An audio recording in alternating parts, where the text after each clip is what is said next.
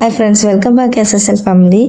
இன்றைக்கி நம்ம whipping cream வீட்டில் எந்த மாதிரி மெத்தடில் செஞ்சு ஈஸியாக கிடைக்குதுன்னு நம்ம பார்க்கலாம்.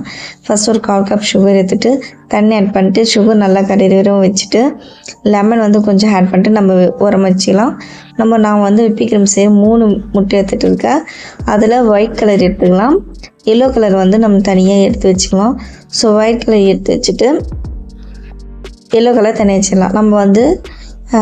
இன்றைக்கி கரண்டி தானே நம்ம பீட் பண்ணி யூஸ் பண்ண போகிறோம்.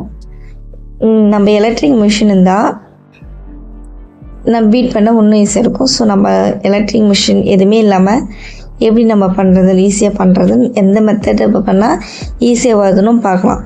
ஃபஸ்ட்டு நான் இந்த மாதிரி ஒயிட் கலர் எடுத்துக்கிட்டு நான் நல்லா பீட் பண்ண ஆரம்பித்தேன். சுகரும் ஆட் பண்ணிட்டு பீட் பண்ணேன். ஸோ அந்த நுரை தான் கொஞ்சம் அதிகமாக வந்ததே தவிர நம்ம விப்பிங் க்ரீம் நல்லா கொஞ்சம் கெட்டியாக அந்த மாதிரி வரல. அதுக்கப்புறம் நான் மிக்சிலையும் போட்டு அரைச்சி பார்த்தேன். அந்த ஸ்டேஜ்லேயும் எனக்கு ஒழுங்காக வரல. ஸோ லாஸ்ட்டாக நம்ம குண்டால் கீழே தண்ணி வச்சுட்டு மேலே, அதாவது டபுள் பாயிலிங் மெத்தடில் வச்சு நம்ம நல்லா மிக்ஸ் பண்ணும்போது எனக்கு கெட்டியான விப்பிங் க்ரீம் கிடச்சிது.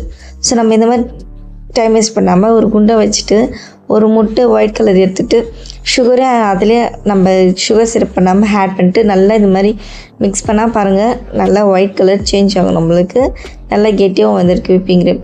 நீங்கள் இந்த மெத்தட்லேயே யூஸ் பண்ணி செஞ்சு பாருங்கள். ஸோ அந்த 2 மெத்தட் நம்மளுக்கு வேணாம். நீங்களும் இந்த மாதிரி டபுள் பாயில் மெத்தடில் விப்பிங் க்ரீம் செஞ்சு பார்த்துட்டு எப்படி உங்களுக்கு வந்துச்சுன்னு கமெண்ட் பண்ணுங்கள், லைக் பண்ணுங்கள். மறக்காமல் சேனலை சப்ஸ்கிரைப் பண்ணிட்டு பக்கத்தில் இருக்கிற பெல் ஐக்கானும் மறக்காமல் கிளிக் பண்ணிடுங்க.